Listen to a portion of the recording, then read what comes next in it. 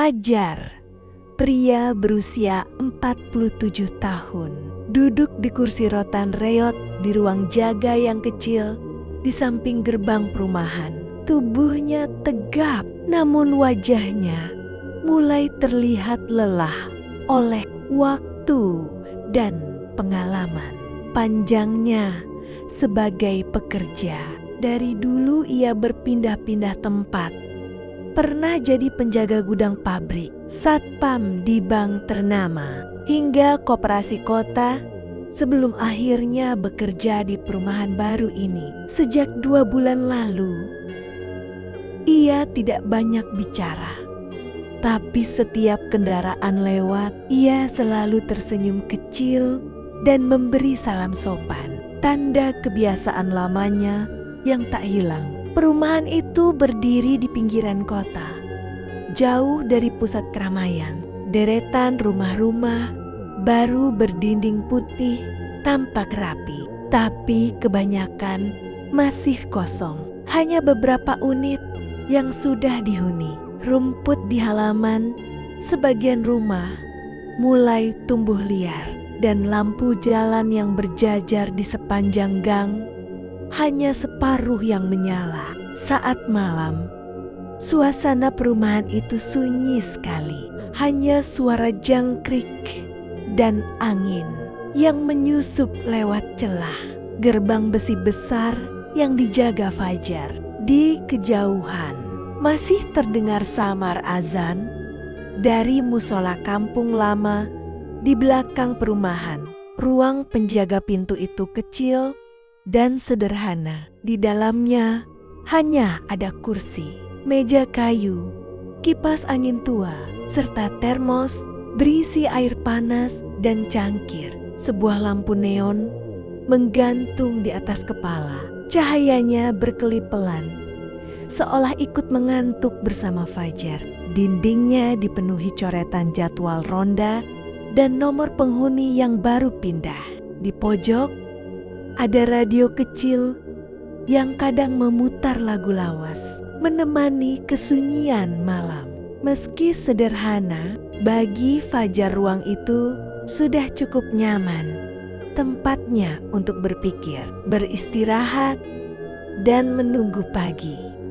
Sudah 6 bulan Fajar bekerja di gerbang perumahan itu. Hidupnya terasa tenang, bahkan nyaman. Tiap pagi ia menyapu halaman pos, menyeduh kopi sachet, dan menyapa warga yang sedikit demi sedikit mulai menempati rumah-rumah baru. Tapi di antara deretan rumah itu masih banyak yang kosong, gelap, dan berdebu, seperti menunggu sesuatu yang tak pernah datang. Sampai akhirnya memasuki bulan ke-7. Malam itu sekitar pukul 11 malam.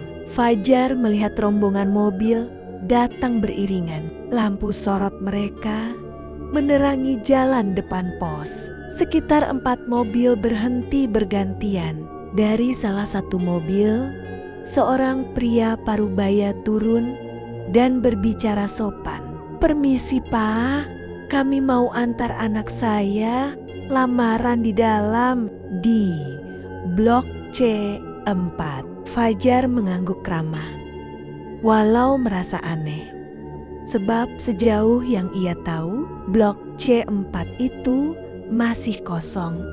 Belum ada penghuni tetap. Tapi karena semua tampak rapi dan sopan, ia tidak menaruh curiga.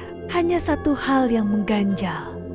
Wajah mereka semua pucat dan tidak ada satupun yang tersenyum. Fajar memperhatikan dari jauh. Mobil-mobil itu masuk perlahan ke dalam kompleks. Suara mesinnya bergema di jalanan sepi perumahan. Setelah itu, suasana kembali sunyi. Tidak ada lagi tanda-tanda aktivitas. Padahal, kalau benar ada acara lamaran, seharusnya terdengar musik, tawa, atau lampu-lampu rumah menyala. Tapi malam itu, perumahan tetap gelap. Menjelang subuh, Fajar masih belum melihat satupun mobil keluar.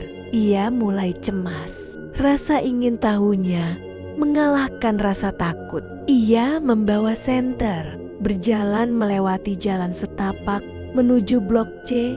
Angin dini hari berhembus dingin. Daun kering berisik di bawah langkahnya. Sampai di Blok C4.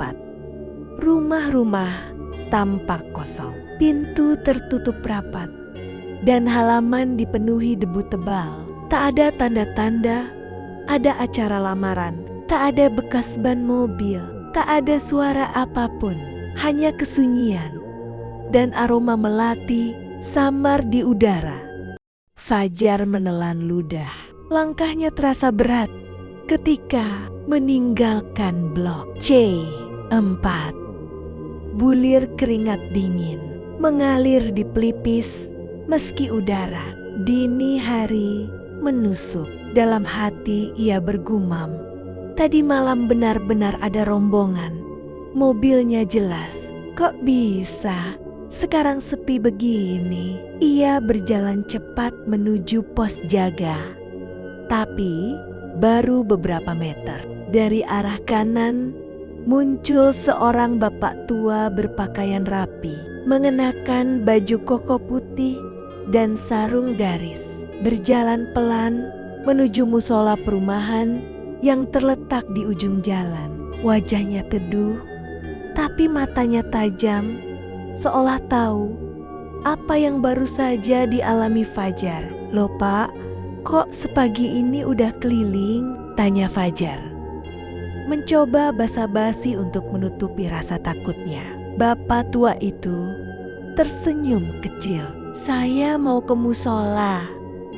"Nak, kamu kenapa mukanya pucat begitu?" Fajar ragu, tapi akhirnya ia menceritakan semuanya. Mulai dari rombongan mobil yang datang malam tadi, wajah mereka yang pucat, hingga Blok C4 yang ternyata kosong. Ia bercerita cepat, terbata-bata, sambil sesekali menoleh ke arah perumahan gelap di belakangnya. Bapak tua itu hanya mendengarkan sambil tersenyum tipis.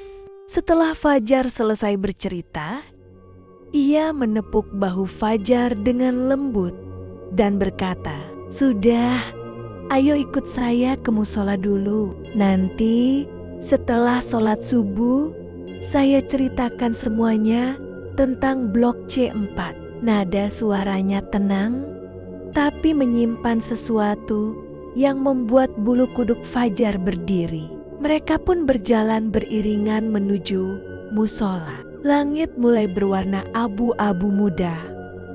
Azan subuh sebentar lagi terdengar. Namun di tengah langkah mereka, angin pagi bertiup kencang, membawa aroma melati samar yang kembali menusuk hidung Fajar. Pagi pun datang. Cahaya matahari perlahan menembus kabut tipis yang menggantung di antara rumah-rumah kosong. Fajar dan bapak tua itu duduk di kursi kayu depan pos jaga. Asap rokok mengepul, bercampur aroma kopi hitam yang baru diseduh. Suasana tenang. Hanya suara burung dan sapuan angin pagi yang terdengar. Bapak tua itu mulai bercerita perlahan. Ia menatap jauh ke arah Blok C4. Blok itu dulu memang ada rumah. Nak, dihuni satu keluarga muda yang baru pindah dari kota. Mereka meninggal dalam kecelakaan ketika mau menghadiri acara lamaran anaknya sendiri. Setelah itu, rumahnya dibiarkan kosong. Tiap malam Jumat, katanya, rombongan itu suka datang lagi, melanjutkan perjalanan yang dulu belum sempat selesai. Fajar diam, tangannya menggenggam cangkir kopi yang mulai dingin. Hatinya berdebar pelan, antara takut dan tak percaya. Tapi entah kenapa, Pagi itu, ia merasa lebih tenang. Mungkin karena akhirnya tahu apa yang sebenarnya ia lihat malam itu bukan sekadar mimpi buruk. Matahari makin tinggi. Bapak tua itu menghabiskan rokok terakhirnya, lalu berdiri sambil tersenyum. Sudah, jangan dipikirin terlalu dalam, Nak. Yang penting kamu jaga niat baikmu kerja di sini. Fajar mengangguk, mengucap terima kasih, lalu melihat bapak tua itu berjalan perlahan menjauh di jalanan perumahan yang kini mulai ramai oleh suara ayam dan anak-anak kecil. Ia menatap sebentar ke arah blok C4 yang masih sepi, lalu menarik napas panjang. Hari itu, setelah 6 bulan lebih menjaga gerbang perumahan itu, Fajar memutuskan untuk tetap bekerja. Meski malam berikutnya, setiap kali angin malam membawa aroma melati, ia selalu menutup gerbang sedikit lebih cepat.